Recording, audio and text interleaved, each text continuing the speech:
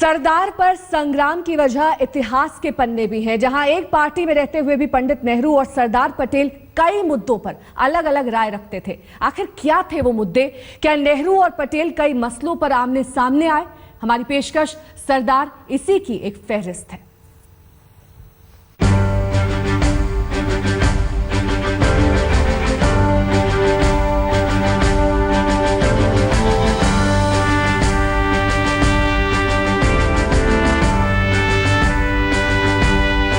इस देश को हम समय हमेशा एक गिला शिकवा रहेगा, एक दर्द रहेगा। हर हिंदुस्तानी के दिल में एक दर्द रहेगा। काश सरदार साहब हमारे पहले प्रधानमंत्री होते तो आज देश की तकदीर भी अलग होती, देश की तस्वीर भी अलग होती।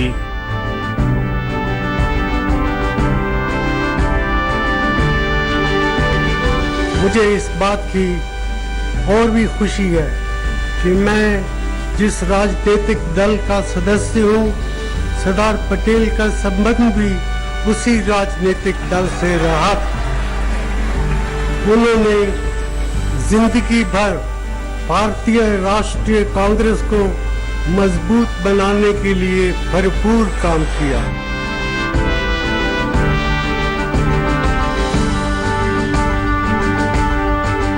एक दूसरे के साथ गुरका गुरकी करने से कोई काम नहीं होगा और इस तरह से नहीं करना चाहिए। कोई भी कौम हो, हिंदू हो, मुसलमान हो, सिख हो, पारसी हो, ईसाई हो, सबको यही समझना चाहिए कि ये हमारा मुल्क है।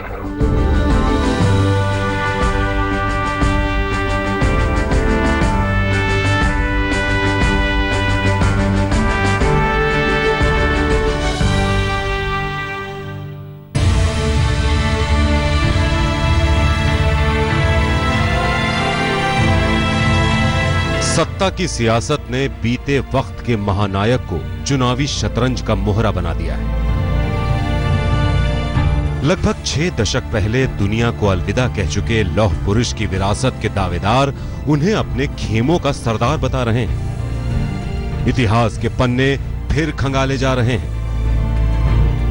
वादों और इरादों को सच और झूठ की कसौटी पर फिर कसा जा रहा है।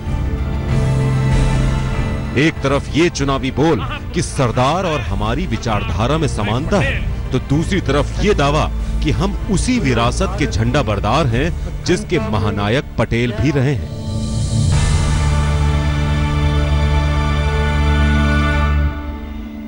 स्वतंत्र होने के पश्चात जो अलग अलग राज्य, 500-550 अलग राज्य थे, उन सब का भारतवर्ष के साथ मिलाना, उनके राजा महाराजाओं के साथ बातचीत करना, उनके साथ संधि करना, उनके साथ एग्रीमेंट्स करने, बहुत बड़ा काम था। लेकिन उसके अलावा भी सरदार पटेल तो हमारी स्वतंत्रता संग्राम में तो गांधी जी के बिल्कुल साथ साथ रहे। और जवाहरलाल और सरदार पटेल, मुझे लगता है ये दो थे मेन प्रमुख, और भी बहुत थे, मौलाना आज़ाद, राजेंद्र प्रसाद, लेकिन ये दो जो थे, राइट हैंड और लेफ्ट हैंड उनके, मुझे लगता है ये दो थे।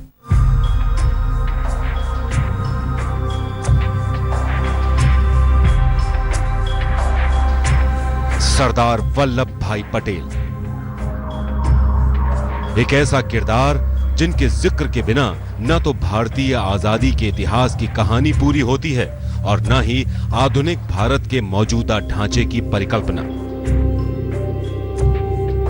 गांधी और नेहरू की करिश्माई शख्सियत की मौजूदगी के बावजूद अपना अलग वजूद बनाना और कई बार इनकी राय के खिलाफ जाकर फैसले लेना, ये थी अडिग, दृढ़ और मजबूत इरादों वाली चट्टान सरीखी शख्सियत जिसने सरदार पटेल को भारतीय राजनीति का लौह पुरुष बना दिया। ये सरदार का ये जो मैनेजमेंट था, यही मैनेजमेंट आजादी के बाद भी जो रियासतें थी उसको जोड़ने में काम आया। और सरदार का जो संकल्प था, वो संकल्प की वजह से एक बार वो निश्चय कर ले तो वो कभी अपने निश्चय से पीछे हटते नहीं थे।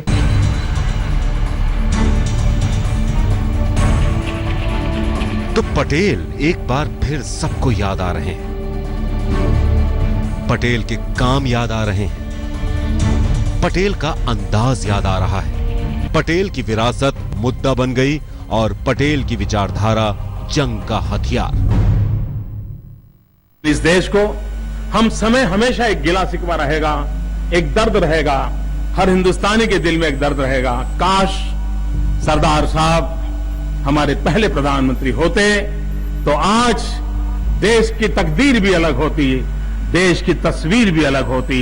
सरदार पटेल यहाँ के मेयर थे उस समय हिंदुस्तान में पहले अर्बन प्लानिंग। मुझे इस बात की और भी खुशी है कि मैं जिस राजनीतिक दल का सदस्य हूँ, सरदार पटेल का संबंध भी उसी राजनीतिक दल से रहा। उन्होंने जिंदगी भर भारतीय राष्ट्रीय कांग्रेस को मजबूत बनाने के लिए भरपूर काम किया। आजादी के 66 साल बाद सरदार पटेल का नाम प्रधानमंत्री की कुर्सी तक पहुंचाने की कवायद का अहम हिस्सा बन गया है। उस प्रधानमंत्री पद के लिए जिसे 1946 में पटेल ने ठुकरा दिया था। 15 में से 12 प्रांतों की कांग्रेस का समर्थन हासिल होने के बावजूद महात्मा गांधी के आग्रह पर सरदार पटेल ने कांग्रेस के अध्यक्ष पद के चुनाव से अपना नाम वापस ले लिया था और आजाद भारत के पहले प्रधानमंत्री बनने की राह से अलग हो गए। पहले तो सरदार पटेल किसी भी पोस्ट के लिए उसको वो नहीं था कि मैं ये पोस्ट ले लूं, ये ले लूं। एक गांधी जी के कहने पर उसने बड़ी से बड़ी पोस्ट पर से त्याग दिया था। देखिए, जिसको अनडाउटेडली सब मानते हैं कि हमारे राष्ट्रीय संग्राम के जो लीडर थे वो महात्मा गांधी थे। ये चॉइस महात्मा गांधी ने किया था। कई चीजें उनके दिमाग में होंगी उस वक्त, एक इंटरनेशनल स्टैचर, फॉरेन पॉलिसी। सिर्फ पटेल ऑर्गेनाइजेशन के बहुत अच्छे लीडर थे, कांग्रेस ऑर्गेनाइजेशन के, वो संगठन के बहुत वो पे थे, पर सिर्फ उससे तो नहीं बनती है बात। दोनों लोगों की जरूरत थी और ये गांधी जी का डिसीजन था कि उनके सक्सेसर नेहरू जी बनेंगे। अब जब नरेंद्र मोदी ने गुजरात के भरूच में सरदार वल्लभ भाई पटेल की दुनिया की सबसे ऊंची मूर्ति लगाने के नाम पर देश से लोहा दान करने की अपील की है, उसने सरदार पटेल के सियासी सिद्धांतों को चुनावी बहस का मुद्दा बना दिया है। बात निकली है तो फिर दूर तलक जाएगी। सरदार पटेल, गांधी और नेहरू के रिश्तों पर बात होगी। आरएसएस की भूमिका पर सवाल उठेंगे और राजनीति की इस नई बिसात पर सरदार वल्लभ भाई पटेल और उनकी सियासी विरासत पर दांव लगाए जाएंगे। In the critical times through which the country is passing, I appeal to every citizen to make his maximum contribution to the solution of our problems. The ultimate sanction of government is popular support. Our broad requirements are settled and clear. We must have unity and strength. एक वक्त ऐसा भी आया जब देश के प्रधानमंत्री और गृह मंत्री में चिट्ठियों से बातें होने लगी। फिर एक दिन प्रधानमंत्री के नाम ऐसी चिट्ठी आई जिसमें गृह मंत्री पटेल ने लिखा कि हम साथ साथ काम नहीं कर सकते। May I, sir, pledge my loyalty and fealty to this republic of which you will be the honored head. I endorse every word that has fallen from the lips of the Honorable the Prime Minister, and I beg to congratulate you on the great honor that has been conferred on you. Nehru की diplomacy अक्खड़ मिजाज के पटेल को पसंद नहीं थी, यहां तक कि वो जवाहरलाल नेहरू की राय से इत्तेफाक न रखने पर अपनी नाखुशी साफ जाहिर कर देते थे। 24 दिसंबर 1947 को लिखे अपने एक पत्र में उन्होंने प्रधानमंत्री के असीमित अधिकारों को ही कटघरे में खड़ा कर दिया था। मुझे आपके आदेश देने की स्वतंत्रता कम करने की कोई इच्छा नहीं है, ना ही मैंने कभी ऐसा किया है, परंतु जब ये बात साफ है कि हम दोनों के बीच हमारी अपनी जिम्मेदारी, नेतृत्व तथा कार्य के क्षेत्रों के बुनियादी सवाल को लेकर ही इतना मतभेद है, तो देश के हित में यही उचित होगा कि हम साथ काम न करें। आपका वल्लभ भाई पटेल। महात्मा गांधी, जवाहरलाल नेहरू, सरदार वल्लभ भाई पटेल और मौलाना अबुल कलाम आजाद कुछ ऐसे नाम हैं जिनके बारे में सोचकर हमें गर्व होता है। 30 जनवरी 1948 को महात्मा गांधी की हत्या हो गई। निराश देश को बचाने के लिए नेहरू और पटेल एक साथ आए। नेहरू ने पटेल को लिखी एक चिट्ठी में कहा, हमने सीखा है कि अलग अलग सोच के बावजूद एक साथ काम किया जा सकता है। हम मित्र और सहकारी बनकर एक साथ काम करें, दिखावे के लिए नहीं, एक दूसरे के प्रति पूरी वफादारी और आत्मविश्वास के साथ। जवाहरलाल नेहरू। पटेल और नेहरू के रिश्ते उस वक्त भी मेलजोल भरे नहीं रहते थे जब गांधी जी जिंदा थे। 6 जनवरी 1948 को गांधी जी के नाम नेहरू ने एक खत में लिखा, ये सच है कि सरदार पटेल और मेरे बीच न केवल व्यावहारिक मतभेद है, बल्कि आर्थिक और संवैधानिक विषयों को देखने में भी हम भिन्न हैं। तब जवाब में पटेल ने भी गांधी को ही 16 जनवरी 1948 को एक खत लिखा। पूज्य बापू, जवाहरलाल का भार तो मुझसे भी ज्यादा है और वे अपने दुख अपने अंदर ही लेकर बैठे हैं। शायद अपने बुढ़ापे के कारण मैं उनके लिए ज्यादा काम का नहीं रह गया हूँ। ऐसी परिस्थिति में अगर आप मुझे मेरी जिम्मेदारी से मुक्त कर दें तो ये देश और मेरे लिए लाभदायक होगा। वल्लभ भाई का प्रणाम। अब न नेहरू हैं न पटेल, लेकिन उनके रिश्ते सियासत में नई बयार की दिशा तय कर रहे हैं।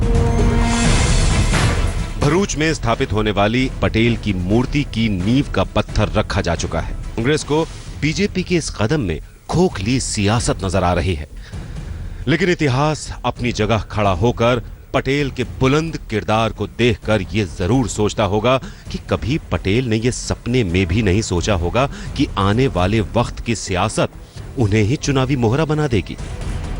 आज तक ब्यूरो। राष्ट्रपिता महात्मा गांधी की हत्या से लौह पुरुष विचलित हो गए। उन्होंने हत्या के लिए हिंदू महासभा को जिम्मेदार ठहराते हुए लिखा कि हमारे पास सबूत तो नहीं है, लेकिन खबर आई है कि महात्मा गांधी की हत्या के बाद महासभा के कार्यकर्ताओं ने जश्न मनाया, मिठाइयां बांटी। सरदार साहब लौह पुरुष थे। मुझे आपके गांव से लोहा चाहिए। हिंदुस्तान के हर गांव से मैं लोहा मांग रहा हूं। सरदार साहब लौह पुरुष थे।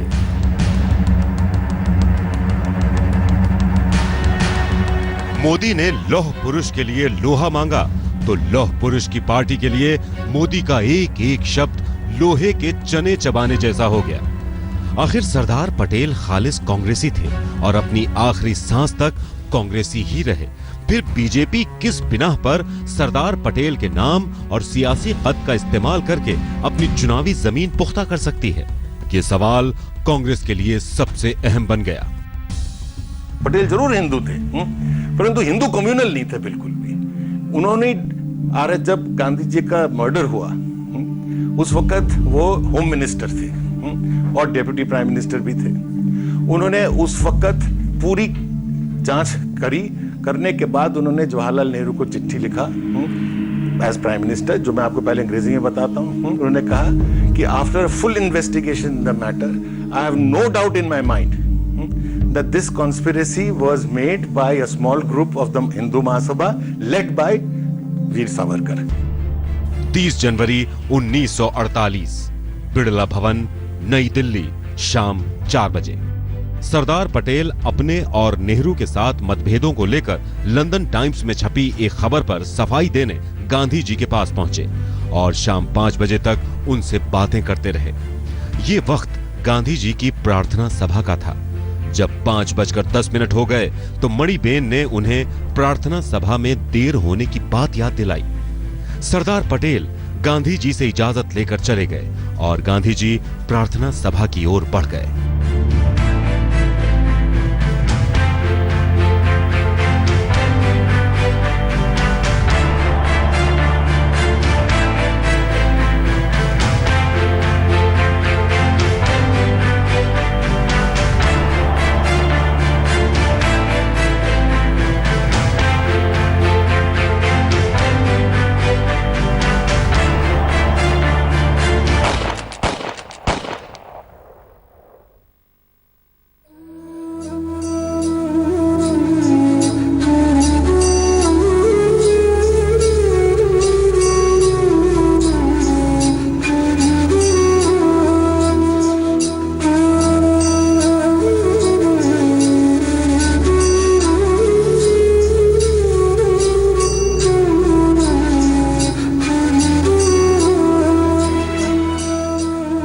जी की हत्या से पूरा देश सन्न रह गया।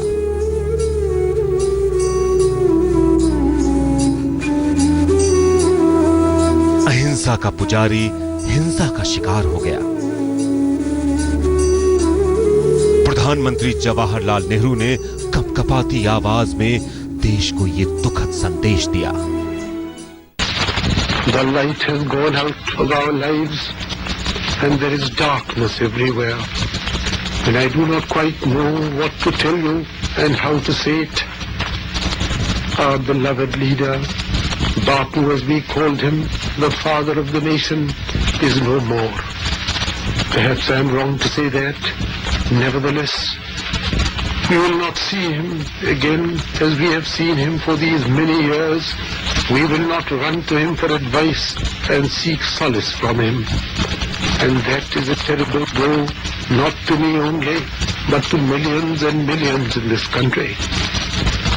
And it is a little difficult to soften the blow by any advice that I or anyone else can give you. Gandhi ji की हत्या से सरदार वल्लभ भाई पटेल बुरी तरह आहत हुए। हत्या के मुख्य अभियुक्त नाथूराम गोडसे का ताल्लुक कट्टर हिंदूवादी संगठन हिंदू महासभा और राष्ट्रीय स्वयंसेवक संघ से रहा था। लिहाजा सरदार पटेल ने राष्ट्रीय स्वयंसेवक संघ के राजनीतिक दल, तब का जनसंघ और आज के बीजेपी के संस्थापक पंडित श्यामा प्रसाद मुखर्जी को एक पत्र लिखा। आरएसएस एक उग्रवादी संगठन है। आरएसएस और हिंदू महासभा में कोई फर्क नहीं है। हमारे पास कोई पुख्ता सबूत तो नहीं है, लेकिन ये जानकारी में आया है कि महात्मा गांधी की हत्या के बाद हिंदू महासभा के नेताओं ने जश्न मनाया और मिठाई बांटी। सरदार वल्लभ भाई पटेल ने आरएसएस पर प्रतिबंध लगा दिया। जवाहरलाल नेहरू आरएसएस पर हमेशा के लिए प्रतिबंध लगाना चाहते थे, लेकिन सरदार पटेल ने पक्के सबूतों के अभाव के चलते ऐसा करने से मना कर दिया और बाद में आरएसएस से प्रतिबंध हटा भी लिया।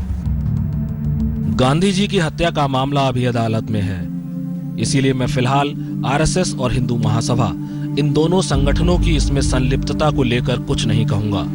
लेकिन हमारी रिपोर्ट्स इस बात की पुष्टि जरूर करती हैं कि इन दोनों संगठनों की गतिविधियों, खासकर पहले की ने देश में ऐसा माहौल बनाया कि ऐसा दुखद हादसा मुमकिन हुआ। मेरे मन में इस बात को लेकर कोई संदेह नहीं है कि हिंदू महासभा का कट्टरपंथी धड़ा इस साजिश में शामिल था। आरएसएस की गतिविधियां सरकार और राज्य के अस्तित्व के लिए साफ खतरा हैं। एक दूसरी चिट्ठी है जब उन्होंने 28 फरवरी 1948 को जवाहरलाल नेहरू को लिखा कि मैं प्रतिदिन की जांच से वाकिफ हूं और मैं इस निष्कर्ष पर पहुंचा हूं कि गांधी की हत्या में संघ का दूर दूर से प्रत्यक्ष या अप्रत्यक्ष कोई हाथ नहीं है। वे संघ को एक पैट्रियोटिक ऑर्गेनाइजेशन मानते थे। उसी पत्र में उन्होंने लिखा संघ का रचनात्मक वो भी धारणा से ग्रस्त थे। देखिए, संघ के बारे में जो एक धारणा बनाई गई थी, तो मैं नहीं कहता हूं कि सरदार पटेल उस धारणा से पूरी तरह से मुक्त थे। संघ के बारे में उन्होंने लिखा, ये तथ्य है, लेकिन आइडियोलॉजिकल कॉमनलिटी कहीं अधिक थी और डिफरेंसेस कम था। सरदार पटेल ने आरएसएस पर आजीवन प्रतिबंध न लगाकर संविधान की उस मूल भावना का सम्मान किया था जिसके तहत बिना सबूत किसी को दंडित नहीं किया जा सकता। लेकिन आरएसएस और बाद में बीजेपी ने इसे अपनी विचारधारा का समर्थन मान लिया, जो आज भी जारी है। सरदार पटेल ने राष्ट्रीय एकता और अखंडता के लिए अपने आप को समर्पित कर दिया था। उन्होंने अपनी छवि को नहीं देखा और ऐसा करने में वे उनका नेहरू से टकराव हुआ, नेहरू के समर्थकों से टकराव हुआ, उनकी छवि को धूमिल की गई, लेकिन वे देश के लिए जिए और मरे और संघ के लिए इससे बड़ा कोई प्रतिमान इससे नहीं हो सकता है। बीजेपी सरदार पटेल के नाम का इस्तेमाल करके नेहरू के जरिए कांग्रेस को निशाना बना रही है। कांग्रेस को बीजेपी का ये अंदाज नागवार गुजर रहा है। नेशनलिज्म का आप नारा उठाते हो, राष्ट्रीयवाद का नारा उठाते हो, पर जब राष्ट्रीय आंदोलन था तो आप उसमें थे नहीं। तो आपको अपनी एक हिस्ट्री बतानी पड़ती है कि हम देखिए, हमारा ये लेगेसी है, हम इसके वारिस हैं। तो अब ढूंढते हैं किसको पकड़ें। पहले गांधी जी को पकड़ लिया उन्होंने, पर गांधी जी को पकड़ना तो बड़ा मुश्किल है क्योंकि इन्हीं के प्रेडिसेसर ने गांधी जी को मारा था। और फिर पटेल को पकड़ लिया, कभी विवेकानंद को ले लेते हैं, कभी तिलक को ले लेते हैं, कभी भगत सिंह को ले लेते हैं। लेकिन संघ कांग्रेस के ऐतराज से इत्तेफाक नहीं रखता। वो सरदार पटेल की विचारधारा पर अपना दावा और भी मजबूती से पेश कर रहा है। सरदार पटेल जैसे राष्ट्रीय स्तर के नेताओं की लेगेसी किसी एक पार्टी अगर समझती है कि हमारा अपना लेगेसी है तो एकदम गलत है। पूरे राष्ट्र का एक बहुत बड़ा लेगेसी के रूप में सरदार पटेल जैसे महान राष्ट्रीय नेताओं को देखना चाहिए। उनको किसी पार्टी के दायरे में बांधने का प्रयास करना ये मूर्खता है। In the critical times through which the country is passing, I appeal to every citizen to make his maximum contribution to the solution of our problems. Sardar Vallabh भाई पटेल देश को मजबूत देखना चाहते थे, क्योंकि उन्होंने आजादी को हासिल करने की दुश्वारियों से लेकर देश के बंटवारे के दंश को भी बखूबी झेला था। सरदार पटेल धर्मनिरपेक्ष राष्ट्र की परिकल्पना करते थे। पंडित नेहरू को लिखी अपनी एक चिट्ठी में पटेल ने यह लिखा भी था, हम एक धर्मनिरपेक्ष देश हैं। हमारी नीतियां पाकिस्तान की तरह नहीं हो सकती। हमें इस बात का ध्यान रखना होगा कि हमारे धर्मनिरपेक्ष उसूल अमल में आए और हम उनको हासिल करें। हर मुसलमान भारत का नागरिक है और उसे ऐसा ही लगना चाहिए। आज भले ही बीजेपी पटेल की विचारधारा से खुद को जोड़कर अपने दामन पर लगे दंगों के दाग मिटाने की कोशिश कर रही हो, मगर इतिहास जानता है कि सरदार पटेल के प्रशासनिक निर्णयों का मकसद किसी भी समुदाय विशेष की भावनाओं को ठेस पहुंचाना कभी नहीं रहा। उनकी सोच देश और देश की एकता और अखंडता को लेकर स्पष्ट थी। गुजरात के किसान परिवार में पैदा हुए सरदार पटेल ने लंदन से वकालत की पढ़ाई की और फिर देश लौटकर आजादी की लड़ाई में कूद पड़े। आजादी के बाद वो देश के पहले गृह मंत्री बने। बतौर गृह मंत्री भारत को एक सूत्र में पिरोने में उनका बड़ा योगदान रहा। वल्लभ भाई पटेल का जन्म 31 अक्टूबर 1875 को गुजरात के एक गांव करमसद में हुआ था। उनका पूरा नाम वल्लभ भाई झवेर भाई पटेल था। उनकी पढ़ाई नांदियाड़, पेटलाड और बोरसाड जैसे अलग अलग शहरों में हुई। शुरुआती जिंदगी परेशानियों में गुजारने के बाद सरदार पटेल ने इंग्लैंड जाकर वकालत की पढ़ाई की और वहां से एक सफल बैरिस्टर बनकर गुजरात लौटे और वकालत करने लगे। वक्त गुजरने के साथ वल्लभ भाई पटेल ने वकालत में अच्छा खासा नाम कमा लिया था। 1917 में दोस्तों के कहने पर राजनीति में पहला कदम रखा और अहमदाबाद नगरपालिका चुनाव जीतकर वहां के सैनिटेशन कमिश्नर बने। ये वही दौर था जब देश में आजादी का आंदोलन जोर पकड़ चुका था। चंपारण में महात्मा गांधी के आंदोलन और उनकी सादगी से वल्लभ भाई पटेल बहुत प्रभावित हुए। एक महीने बाद सरदार पटेल की महात्मा गांधी से जब मुलाकात हुई तो वहां उनको गुजरात सभा का महासचिव नियुक्त किया गया। यही गुजरात सभा आगे चलकर गुजरात में कांग्रेस का अहम हिस्सा बनी। इसी दौरान सरदार पटेल ने गुजरात के खेड़ा गांव में प्लेग और सूखे में राहत कार्य में बढ़ चढ़कर काम किया। पटेल अब तक गुजरात के सबसे बड़े नेताओं में से एक थे। उनके कद, उनकी शख्सियत का अंदाजा इसी बात से लगाया जा सकता है कि 1934 में उनको कांग्रेस सेंट्रल पार्लियामेंट्री बोर्ड का अध्यक्ष बनाया गया, जिसमें पार्टी के अंदरूनी चुनाव के लिए उम्मीदवार, पैसा और मुद्दों के चयन की जिम्मेदारी सरदार पटेल को ही मिली थी, जिसको उन्होंने बखूबी निभाया। 1920 में वल्लभ भाई पटेल को गुजरात प्रदेश कांग्रेस का अध्यक्ष बनाया गया। महात्मा गांधी के असहयोग आंदोलन के दौरान वल्लभ भाई पटेल ने अंग्रेजी पहनावे को हमेशा के लिए अलविदा कह दिया और खादी के कपड़े पहनना शुरू कर दिया। 1928 में सरदार पटेल ने बारडोली में लोगों को ब्रिटिश हुकूमत के खिलाफ एक भी पैसा टैक्स न देने के लिए तैयार किया, जिसके चलते अंग्रेजी हुकूमत के होश उड़ गए। बारडोली में पटेल का आंदोलन भारतीय इतिहास में मील का पत्थर बन गया। यहीं से उनका नाम सरदार भी पड़ा।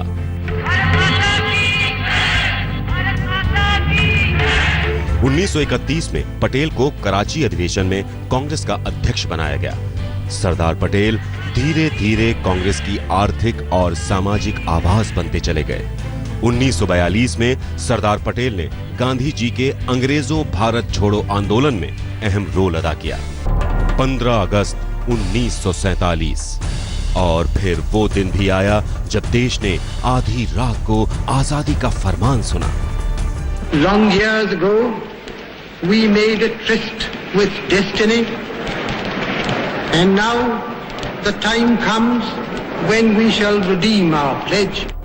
कांग्रेस समितियों का बहुमत साथ होने के बावजूद सरदार पटेल ने गांधी जी के आग्रह पर खुद का नाम वापस ले लिया। जवाहरलाल नेहरू आजाद भारत के प्रथम प्रधानमंत्री बन गए। नेहरू की सरकार में सरदार वल्लभ भाई पटेल भारत के पहले गृह मंत्री बने। I endorse every word that has fallen from the lips of the Honorable the Prime Minister. आजादी देश के बंटवारे के साथ मिली थी। मोहम्मद अली जिन्ना की मांग पर भारत का एक बड़ा हिस्सा पाकिस्तान के रूप में अलग हो गया। अब पटेल के सामने 562 रियासतों को एक करके भारत को एक संगठित राष्ट्र के रूप में विकसित करना था। गांधी जी का पूरा भरोसा सरदार पटेल पर था। जम्मू कश्मीर, जूनागढ़ और हैदराबाद को छोड़कर पटेल ने बाकी रियासतों का भारत में विलय करा लिया। हिंदुस्तान को एकता के सूत्र में बांधकर सरदार पटेल ने 1950 में दुनिया को अलविदा कह दिया।